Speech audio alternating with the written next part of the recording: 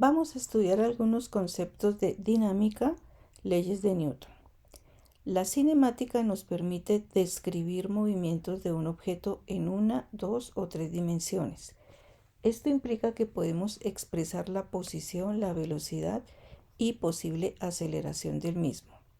La dinámica involucra conceptos nuevos como la masa del objeto, la cantidad de movimiento que éste presenta y la fuerza que actúe sobre él, lo que nos permite explicar el movimiento del objeto. La cinemática describe y la dinámica explica. La mecánica clásica tiene como columna vertebral lo que conocemos como leyes de Newton. A continuación vamos a conocerlas en su versión moderna. Primera ley, se le conoce como ley de la inercia. Todo objeto o partícula se mantiene en su estado de reposo o de movimiento rectilíneo uniforme mientras no actúe sobre éste una fuerza externa que le haga cambiar dicho estado. Segunda ley, la fuerza resultante sobre un objeto es exactamente igual al producto de la masa por la aceleración del objeto. También encontramos en algunos textos la segunda ley como la fuerza resultante sobre un objeto es igual a la variación de la cantidad de movimiento del objeto en función del tiempo. La tercera ley se le conoce como ley de acción-reacción. Cuando un objeto A ejerce una fuerza sobre un objeto B, el objeto B ejercerá una fuerza igual y de dirección contraria sobre el objeto A.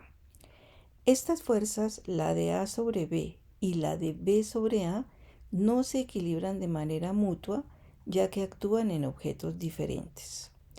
Corolario.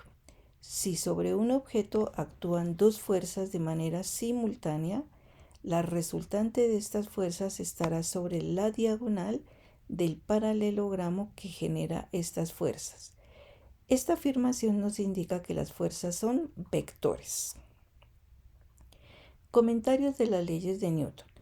Las leyes son fáciles de recordar, sin embargo, aprender a interpretarlas requiere tiempo de reflexión y es necesario desarrollar muchos ejercicios.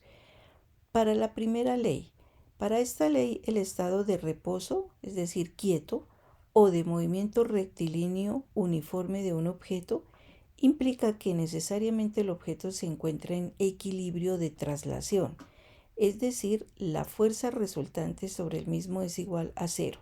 Esta condición se puede expresar como sumatoria de fuerzas externas y igual a cero. Acá ya notamos notación vectorial, la fuerza es un vector y bueno, igual a cero, que es lo que aparece acá. Segunda ley, se puede expresar esta ley como sumatoria de fuerzas externas igual al producto de la masa del objeto multiplicado por la aceleración del mismo, donde sumatoria de fuerzas externas es la sumatoria de fuerzas externas o lo que es lo mismo la fuerza resultante sobre el objeto. M es la masa del objeto y A es la aceleración instantánea del mismo. Notamos que la fuerza externa y la aceleración son vectores. La fuerza externa, este término, y la aceleración. También encontramos esta ley en la forma fuerza resultante externa igual a la variación con respecto al tiempo de la cantidad de movimiento, donde P es la cantidad de movimiento del objeto y P lo conocemos como el producto de la masa por la velocidad instantánea del objeto. M es la masa y B, como acabamos de decir, la velocidad instantánea del objeto.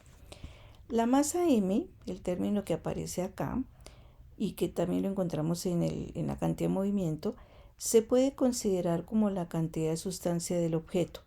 También se relaciona con la inercia asociada al objeto o se puede entender la masa como una propiedad de la materia en el sentido de atracción entre un par de objetos, cada uno con su respectiva masa. Tercera ley, es posible expresarla. La fuerza que A ejerce sobre B es igual y de dirección contraria, por eso aparece este signo negativo, a la fuerza que B ejerce sobre A. Esto es, la fuerza que ejerce A sobre B, FAB, es igual y de dirección contraria a la fuerza que ejerce B sobre A, menos F de BA, como ya acabamos de mencionar. Esta ley es muy importante ya que nos indica que las fuerzas siempre las encontramos por parejas. A toda acción siempre debe presentarse una reacción. Corolario nos indica que las fuerzas se deben tratar como vectores. Pero, ¿qué es el término fuerza? Lo podemos entender como una interacción mínimo entre dos objetos, dos partículas, dos sistemas, dos algo que estemos estudiando. Dimensiones de fuerza. A partir del concepto en magnitud de fuerza igual a masa por aceleración, es posible plantear en términos dimensionales esta expresión. Entonces usamos paréntesis cuadrados como ya sabemos, dimensión de F va a ser igual a la dimensión de masa, sabemos que es una M mayúscula, por dimensión de aceleración L sobre T cuadrado. Donde ya sabemos, pues que lo acabamos de mencionar, qué es cada uno de esos términos. Veamos ahora las unidades de fuerza. Entonces traducimos esto a términos de unidades. En el sistema internacional, el SI sería la masa en kilogramos y la aceleración metros sobre segundo cuadrado. A esta unidad se le llama Newton y se simboliza con una letra mayúscula N. Entonces un Newton es igual a 1 kilogramo por 1 metro sobre segundo cuadrado. En el sistema CGS sería la DINA y se expresa una DINA como que en lugar de kilogramos tomamos gramos y en lugar de metros tomamos centímetros. Entonces la DINA va a ser igual a gramo por centímetro sobre segundo cuadrado. En la biografía de la física de Isaac Asimov nos cuenta que una DINA es la fuerza que hace una hormiga en el bosque para llevar una hojita de un punto a otro. Esto lo mencionamos como para indicar que el orden de magnitud de una DINA es pequeño para el mundo, entre comillas, macroscópico en que nosotros nos movemos. Fácilmente nos damos cuenta que un newton es igual a 10 a las 5 dinas. ¿Por qué? Porque un newton es 10 a la 3, un kilogramo es 10 a la 3 gramos y un metro es 10 a la 2 centímetros. Entonces ahí pues nos damos cuenta que es inmediata esta conversión de unidades. Ahora vamos a estudiar algunas fuerzas que encontramos en nuestros libros de texto cuando nos enseñan las leyes de Newton, digamos como las más usuales. Para facilitar vamos a mostrar una interpretación de un objeto, este rectángulo, descansando sobre una superficie horizontal. La línea negra simboliza la superficie horizontal. Cuando dibujamos las fuerzas que actúan sobre un objeto, que es lo que vamos a intentar acá, estamos haciendo lo que llamamos un diagrama de cuerpo libre. Entonces veamos cada una de esas fuerzas. La tensión, entonces esta es la tensión, es la fuerza que ejerce una cuerda sobre el objeto. Puede variar en dirección esa tensión, pero se supone que su magnitud debe ser constante.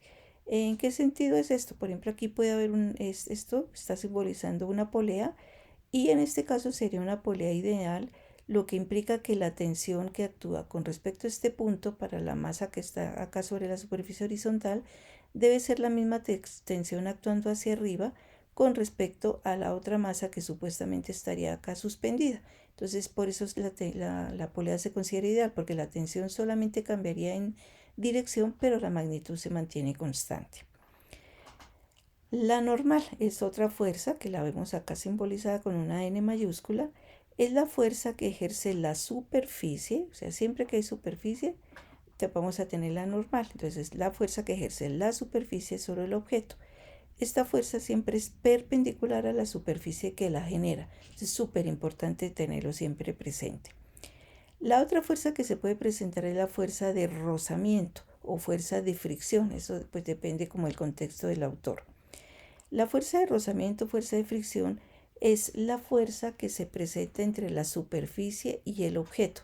Entonces acá tenemos entre la superficie y el objeto, la cual usualmente se opone al movimiento relativo entre el objeto y la superficie. Se considera paralela a la superficie de contacto entre el bloque y la superficie. Por eso se ha dibujado aquí con este color como verde biche, entonces paralela a la superficie de contacto. Las superficies y contacto usualmente no son lisas, se presentan rugosidades que implican la fuerza de rozamiento. Por eso se ha pintado aquí como estos punticos para indicar que posiblemente hay rozamiento. Esta fuerza es en extremo interesante y se plantea la fuerza de rozamiento estático cuando el objeto se encuentra en reposo, y también se tiene la fuerza de rozamiento cinético cuando se presenta movimiento relativo entre la superficie y el objeto. Esta fuerza en magnitud se expresa como, si el objeto está en reposo, entonces hablamos de la fuerza de fricción estática, F sub F E, y se expresa como mu por N, donde mu, este término que aparece aquí, mu sub E, es el coeficiente de fricción estático. Ahora, si entre el objeto y la superficie de contacto se presenta movimiento relativo es decir, que el objeto se esté moviendo, puede ser como hacia la derecha, entonces hay movimiento relativo. ¿Dónde está? Por acá. Entonces, se presenta movimiento relativo, se habla de fuerza de fricción cinética y se escribe como ¿qué? Como fuerza de fricción cinética igual a mu cinético multiplicado por la normal, donde mu sub c es el coeficiente de fricción cinética. Notamos por simple inspección que los coeficientes de rozamiento son adimensionales, lo que implica que no tienen unidades. Los coeficientes de rozamiento se determinan de manera experimental y se ha encontrado que para dos superficies en contacto de la misma naturaleza, el coeficiente estático es mayor que el coeficiente cinético, esto es, mu estático es mayor que mu cinético. Este es un resultado totalmente de laboratorio.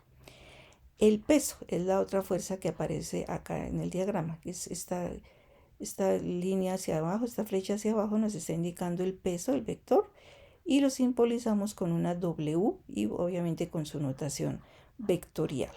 Entonces digamos que es el peso. Es la fuerza que ejerce nuestra madre tierra sobre el objeto y se expresa como W igual a la masa por la gravedad. Es el producto de la masa m del objeto por el valor del campo gravitacional local. Usualmente usamos para la gravedad en magnitud el valor de G igual a 9,80 metros sobre segundo cuadrado. La fuerza gravitacional siempre se presenta en dirección vertical negativa.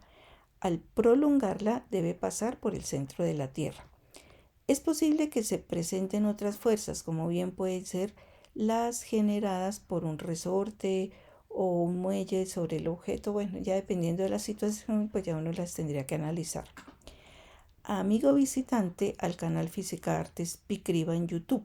Si le interesa el PDF del contenido de la información presentada, lo invito a ingresar al blog de Física y Arte www.fisicartes.wordpress.com y ubicar la entrada del día 26 de junio de 2024 de nombre Dinámica Leyes de Newton, donde puede descargar este archivo. Si la información del presente video le resulta de interés, le sugiero me regale un like y si es posible suscríbase al canal. Muchas gracias.